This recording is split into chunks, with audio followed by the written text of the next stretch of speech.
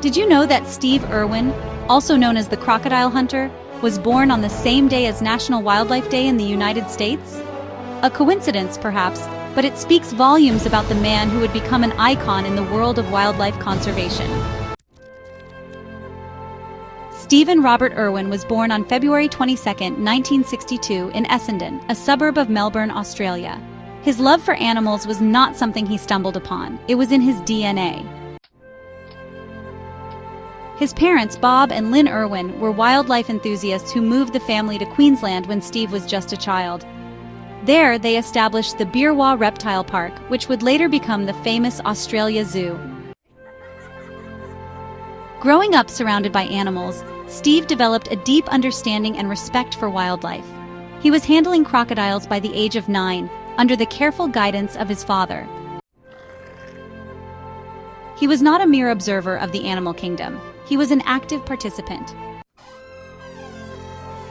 In the early 90s, Steve took over the management of the Australia Zoo. It was around this time that he met Terry Raines, an American naturalist visiting the zoo. They fell in love and got married within a year. Their honeymoon, interestingly enough, was spent trapping crocodiles. This adventure was filmed and became the first episode of the well-known series, The Crocodile Hunter. The Crocodile Hunter catapulted Steve Irwin into international fame. His enthusiastic personality, unique presentation style, and genuine love for animals were infectious. He was not just teaching people about wildlife, he was inspiring them to care about it. The show ran for 5 seasons and was broadcast in over 100 countries. Steve Irwin was not just a TV personality, he was a committed conservationist. He used his fame to advocate for wildlife protection.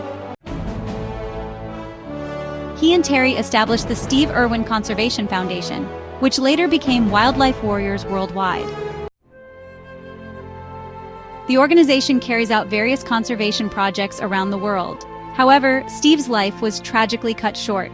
On September 4, 2006, while filming a documentary in the Great Barrier Reef, Steve was fatally pierced in the chest by a stingray barb. His untimely death shocked the world and left a void in the field of wildlife conservation. In conclusion, Steve Irwin was more than the crocodile hunter. He was a passionate conservationist who dedicated his life to protecting wildlife.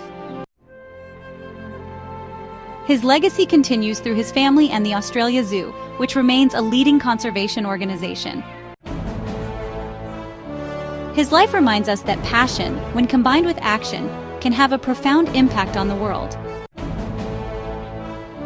Steve Irwin may be gone, but his spirit continues to inspire wildlife enthusiasts around the globe.